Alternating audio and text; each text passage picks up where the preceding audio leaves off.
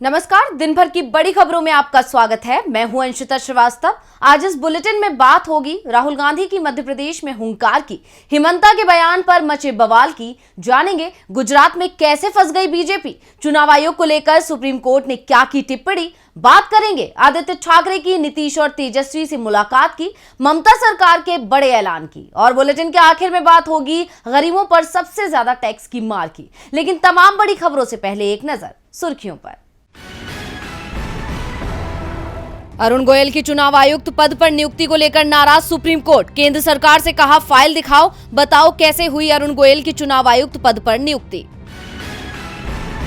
बिहार में कभी भी आरजेडी के नए प्रदेश अध्यक्ष के नाम का हो सकता है ऐलान, अब्दुल बारी सिद्दीकी का नाम सबसे आगे, लालू ने सिद्दीकी और जगदानंद दोनों को बुलाया दिल्ली। असम मेघालय सीमा पर हुए टकराव का मामला पहुंचा दिल्ली, असम ने केंद्र सरकार से की पूरे मामले की सीबीआई जांच की मांग, टकराव में मेघालय के 5 ग्रामीणों की चली गई थी जान। तेजी के साथ बंद हुआ शेयर बाजार, सेंसेक्स 92 अंकों की तेजी के साथ 61,511 अंक पर हुआ बंद, निफ्टी 23 अंकों की तेजी के साथ 18,267 अंक पर हुआ बंद। तो ये थी सुर्खियां और अब बात आज की सबसे बड़ी खबर की।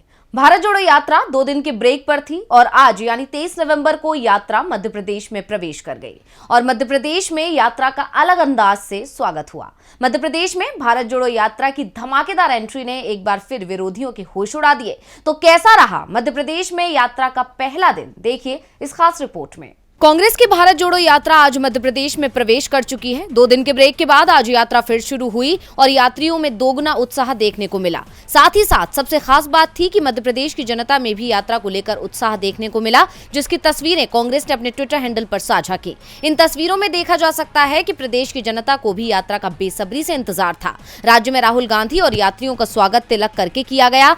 वहीं प्रदेश में पहुंचते ही राहुल गांधी ने विरोधियों पर बरसते हुए जहां उन्हें चुनौती दी, तो वहीं देशवासियों को संदेश भी दिया। ये यात्रा हमने कन्याकुमारी में शुरू की थी और जब हमने शुरू की तो विपक्ष के लोगों ने कहा था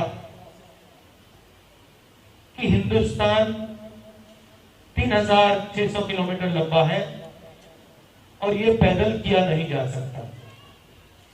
और अब हम मध्य प्रदेश में आए हैं, 370 किलोमीटर यहां चलेंगे और ये यात्रा, ये जो हमारा तिरंगा है, इसको श्रीनगर में लहराएगी। इसके साथ ही यात्रा की औपचारिक शुरुआत के मौके पर राहुल ने सभा में कहा कि उनकी यात्रा देश में फैलाई जा रही नफरत, हिंसा और डर के माहौल के खिलाफ है। राहुल ने मोदी सरकार को बेरोजगारी और महंगाई के मुद्दों पर घेरा। उन्होंने कहा, बीजेपी सबसे पहले युवाओं, किसानों और मजदूरों के दिलों में डर फैलाती है और जब ये डर अच्छी तरह से फैल जाता है तो वो इसे हिंसा में बदल देती है। वहीं राहुल ने आज की यात्रा को लेकर ट्वीट भी किया है, जिसमें राहुल ने लिखा है कि देश से डर, नफरत, बेरोजगारी और महंगाई को खत्म कर हम न्याय का हिंदुस्तान बनाएंगे। आज भारत जोड़ो यात्रा महाराष्ट्र से होती हुई मध्य प्रदेश पहुंच गई है और इस तिरंगे को श्रीनगर में लहराने से हमें कोई ताकत नहीं रोक पाएगी। बता दें कि यात्रा जलगांव जामोद के जसौंधी गांव से होते हुए बुरहानपुर जिले के बोदरली गांव में पहुंची। सुबह सेंट जेवियर स्कूल पहुंचने के बाद यात्रा ने विश्राम किया। शाम 4 बजे यात्रा दोबारा शुरू हुई और ट्रांसपोर्ट नगर में एक सभा रखी गई, जिसके बाद झिरीज में यात्री रात को आराम करेंगे। बता दें कि आज प्रदेश में यात्रा का शानदार स्वागत हुआ और भारी संख्या में लोग यात्रा में शामिल हुए। बता दें कि ये यात्रा 4 दिसंबर को राजस्थान में दाखिल होने से पहले 12 दिन तक पश्चिमी मध्य प्रदेश के मालवा निमाड़ अंचल से गुजरेगी। यात्रा के पहले ही राहुल मध्य प्रदेश से विरोधियों पर जमकर बरसे और पूरे देश को संकेत दिया। राहुल गांधी की हुंकार से बीजेपी खेमे में बेचैनी मची हुई है। यही वजह है कि बीजेपी कांग्रेस की यात्रा को फ्लॉप करने की कोशिश में लगी हुई है। हालांकि उसे सफलता मिलती नहीं दिख रही है, जिससे बौखलाई बीजेपी की तरफ से अब बेतुके बयान भी दिए जा रहे हैं। और अब असम के सीएम हिमंता बिस्वा शर्मा के ऐसे ही एक बयान ने बवाल मचा दिया है। पीएम मोदी अतरंगी कपड़े पहने तो बीजेपी फैशन बताती है, पीएम मोदी लंबी दाढ़ी रखें तो बीजेपी समय की कमी बताती है, लेकिन जब राहुल गांधी ऐसा करें तो बीजेपी के नेता बेतुके बयान दे जाते हैं। हाल ही में असम के मुख्यमंत्री हिमंता बिस्वा शर्मा ने भारत जोड़ो यात्रा में बिजी कांग्रेस सांसद राहुल गांधी के अंदाज को लेकर विवादित टिप्पणी की है, जिसे लेकर कांग्रेस भड़क उठी है। दिग्विजय सिंह ने कहा, यही वो व्यक्ति है जो कांग्रेस नेताओं का पैर पकड़ता था, उनको शर्म आनी चाहिए। आज वो जो भी है वो कांग्रेस की वजह से है। दरअसल दिग्विजय सिंह उस टिप्पणी को लेकर भड़के हैं जिसमें हिमंता बिस्व शर्मा ने राहुल गांधी की दाढ़ी की तुलना सद्दाम हुसैन से कर दी थी। गुजरात में एक रैली में उन्होंने राहुल पर कटाक्ष करते हुए कहा, आपका चेहरा सद्दाम हुसैन जैसा क्यों होता जा रहा है। इसी बयान पर राजनीति में घमासान छिड़ा है। अलका लामा ने कहा कि अच्छा हुआ जब हिमंता बिस्व शर्मा राहुल गांधी से मिलने गए थे तो राहुल ने हिमंता की बजाय अपने वफादार कुत्ते को ज्यादा तरजीह दी थी। इतना ही नहीं, कांग्रेस नेता संदीप दीक्षित ने कहा, इनका बयान सुनकर बीजेपी पर हंसने का मन होता है। कभी नहीं सोचा था कि ये लोग इतना नीचे गिरेंगे, लेकिन भारत जोड़ो यात्रा से इनके होश उड़ गए हैं। उनके नेता ने भी हाल ही में दाढ़ी बढ़ाई थी, लेकिन हम लोगों ने कुछ नहीं कहा था। हम इस मुद्दे पर बात करेंगे। अब कांग्रेस के नेता हिमंता बिस्व शर्मा के बयान पर बीजेपी को घेर रहे हैं, जिससे वो बैकफुट पर है। अब देखना होगा कि वो कांग्रेस के सवालों पर क्या जवाब देती है।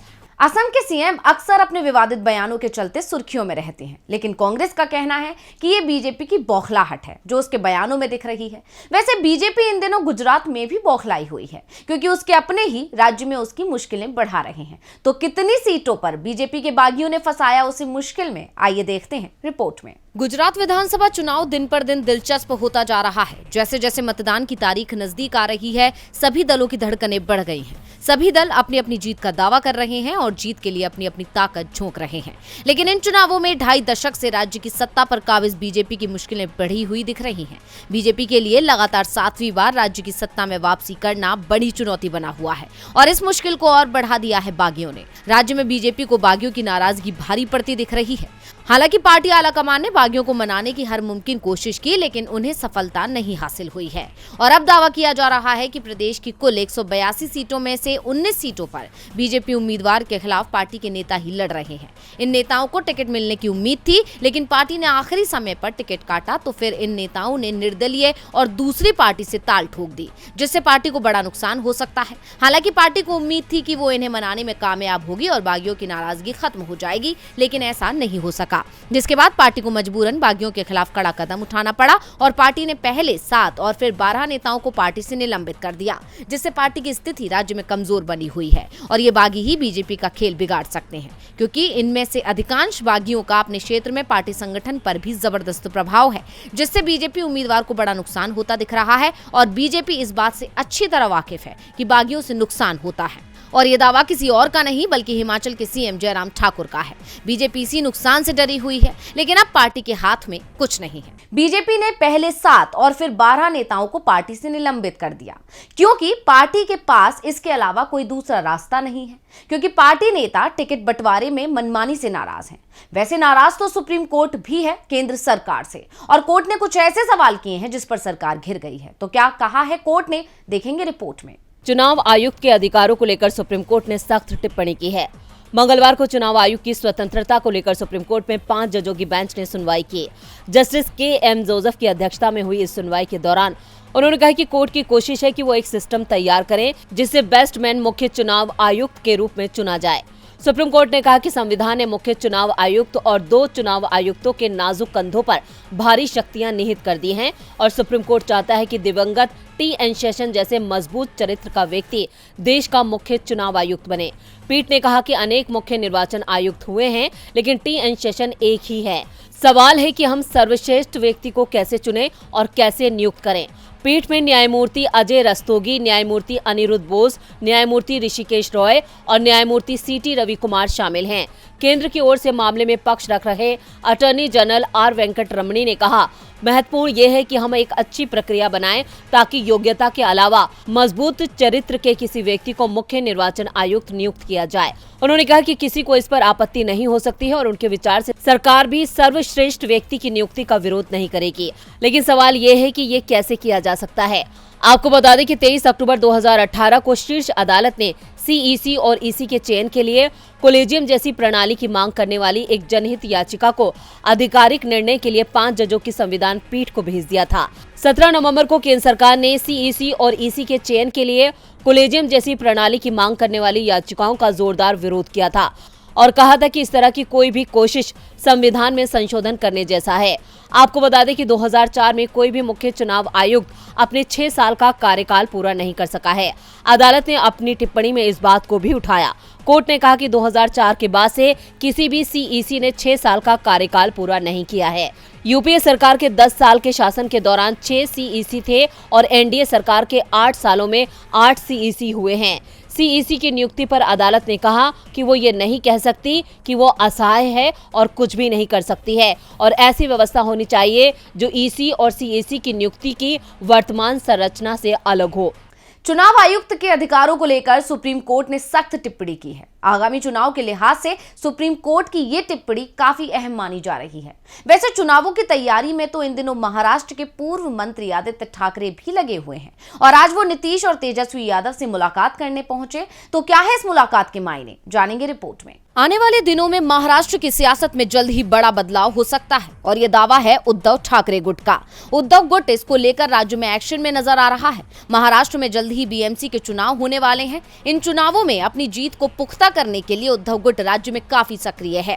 इसी कड़ी में आज महाराष्ट्र सरकार में पूर्व मंत्री और उद्धव के बेटे आदित्य ठाकरे ने पटना में तेजस्वी यादव से मुलाकात की। साथ ही वो राज्य के सीएम नीतीश कुमार से राम राम करना नहीं भूले। इस मुलाकात के बाद आदित्य ठाकरे ने कहा कि पहली बार तेजस्वी यादव से मुलाकात हुई। देश के सभी युवाओं को एक साथ आना चाहिए। हमारे देश में बेरोजगारी का मुद्दा है, उसको उठाना चाहिए। बिहार के डिप्टी सीएम तेजस्वी यादव ने आदित्य का दिल खोलकर स्वागत किया। इस दौरान डिप्टी सीएम ने आदित्य ठाकरे को लालू यादव की जीवनी पर लिखी किताब भेंट की। इस दौरान शिवसेना नेता प्रियंका चतुर्वेदी, अनिल देसाई भी मौजूद रहे। पटना में मीडिया से बात करते हुए आदित्य ठाकरे ने कहा कि वो पहली बार पटना आए हैं। मेरी तेजस्वी यादव के साथ अच्छी दोस्ती है। उन्होंने कहा कि हमारी उम्र भी लगभग बराबर है। देश के मुद्दों को लेकर हमारी सोच एक जैसी है, इसलिए ये दोस्ती लंबी चलने वाली है। आदित्य और तेजस्वी की मुलाकात महाराष्ट्र की राजनीति में काफी खास है, क्योंकि राज्य में बिहार के रहने वाले लोगों की संख्या अच्छी खासी है और ये लोग कई सीटों पर जीत हार में निर्णायक भूमिका निभाते हैं। बिहार से जुड़े लोगों का समर्थन हासिल करने के लिए आदित्य ने अपना पहला दांव चल दिया है। साथ ही आदित्य को उम्मीद है कि ये मुलाकात आने वाले बीएमसी चुनावों में उनके हक में काम करेगी। राजनीतिक जानकारों का मानना है कि ये मुलाकात बीएमसी चुनाव के लिए महाराष्ट्र में रहने वाले बिहारी प्रवासियों को साधने के लिए की गई है। अब उनकी ये मुलाकात कितनी सफल होगी, ये तो आने वाला समय बताएगा। आदित्य ठाकरे बिहारी वोटर्स को साधने की कोशिश में हैं, तो वहीं ममता बनर्जी पश्चिम बंगाल में बांग्लादेशी वोटर्स की संख्या बढ़ाने की जुगत में लग गई हैं, जिसके लिए सीएम ममता बांग्लादेशियों पर मेहरबान हो गई हैं। तो क्या है ममता का ऐलान, देखेंगे रिपोर्ट में। पश्चिम बंगाल की सीएम ममता बनर्जी एक बार फिर केंद्र सरकार से टकराने को तैयार दिख रही हैं। बांग्लादेशी शरणार्थियों के मुद्दे पर ममता ने ऐलान कर दिया है कि उन्हें नागरिकता दी जाएगी, उन्हें वोट डालने का अधिकार दिया जाएगा। कोलकाता के नेताजी इंडोर स्टेडियम में शरणार्थियों को जमीन के पट्टे देते हुए ममता ने कहा कि इतने लोग बांग्लादेश से अपना सब कुछ गंवाकर यहाँ आए हैं। मार्च 1971 तक आए हुए लोग कानूनी रूप से भारत के नागरिक हैं। नागरिक होने के बाद भी उनसे कहा जा रहा है कि भारतीय नागरिक का दर्जा नहीं दिया जाएगा। ममता ने कहा कि अगर वे देश के नागरिक नहीं हैं, तो बिना नागरिक बने वोट कैसे दे रहे हैं? देश की सरकार को वो लोग कैसे चुन रहे हैं? शरणार्थियों के पास वोटर कार्ड है, राशन कार्ड है और आधार कार्ड सब कुछ है। इसलिए मैं कहती हूँ कि जिस किसी शरणार्थी का नाम वोटर लिस्ट में नहीं है, वो अपना नाम शामिल कराएं। वोटर लिस्ट का काम चल रहा है। बांग्लादेशी शरणार्थी मतदान केंद्र पर जाएं और व्यक्तिगत रूप से देखें कि आपका नाम शामिल है, जिससे एनआरसी लागू करने की आड़ में डिटेंशन कैंप में भेजे जाने से वो लोग बच सकें। ममता ने इस दौरान केंद्र पर आरोप लगाया कि वो बंगाल को फंड नहीं दे रहा है, किसानों को खाद नहीं मिल रही है क्योंकि केंद्र हमें खाद नहीं दे रहा। ममता ने केंद्र सरकार पर गरीबों की जमीन छीनने का आरोप लगाते हुए कहा कि मैंने सुना है कि फ्लाईओवर रेल के बहाने लोगों को बिना किसी मुआवजे से बेदखल कर दिया जाता है। मैं हमेशा कहती हूँ कि बिना मुआवजा दिए या पुनर्वास किए गरीब लोगों के घरों को बुलडोजर से खाली नहीं होने दिया जाएगा। और बुलेटिन के आखिर में बात होगी गरीबों पर पड़ने वाली टैक्स की मार की। मोदी सरकार गरीबों की मदद का दावा करती है। इस बात का जमकर प्रचार किया जाता है कि गरीबों के फायदे के लिए क्या क्या योजनाएं बनाई हैं, लेकिन गरीबों पर ही सबसे ज्यादा टैक्स की मार भी पड़ती है। और ये मामला अब कोर्ट में पहुंच गया है, जिसमें सरकार से सवाल किया गया है कि उसकी नजर में गरीबी की परिभाषा क्या है। सरकार की नजर में गरीबी की परिभाषा क्या है? 2.5 लाख से ज्यादा कमाने वाला अमीर और 8 लाख तक का कमाने वाला गरीब। दरअसल सवर्ण आरक्षण को सुप्रीम कोर्ट से मिली मंजूरी के बाद देश में नई बहस छिड़ गई है। मद्रास हाईकोर्ट की मदुरई बेंच में इसे लेकर तमिलनाडु के किसान कुन्नूर श्रीनिवासन ने याचिका लगाई है। श्रीनिवासन ने याचिका में कहा है कि सुप्रीम कोर्ट ने माना है कि 7,99,999 रुपए कमाने वाला सवर्ण गरीब है, उसे आर्थिक आधार पर आरक्षण का लाभ मिलना चाहिए। लेकिन दूसरी तरफ सरकार 2,50,001 रुपए कमाने वाले से इनकम टैक्स की वसूली कर रही है। 8 लाख से कम कमाने वाला सवर्ण अगर गरीब है तो फिर दूसरे वर्ग का व्यक्ति भी गरीब ही होगा। शिक्षा और दूसरे क्षेत्र में समाज का दूसरा वर्ग पहले ही पिछड़ा हुआ है और नया नियम उनके अधिकारों को और सीमित कर रहा है। श्रीनिवासन ने कहा कि सरकार ने ईडब्ल्यूएस के लिए ग्रोस इनकम का स्लैब 8 लाख रुपए तय कर दिया है, तो फिर फाइनेंस एक्ट 2022 के संबंधित प्रावधानों को रद्द किया जाना चाहिए।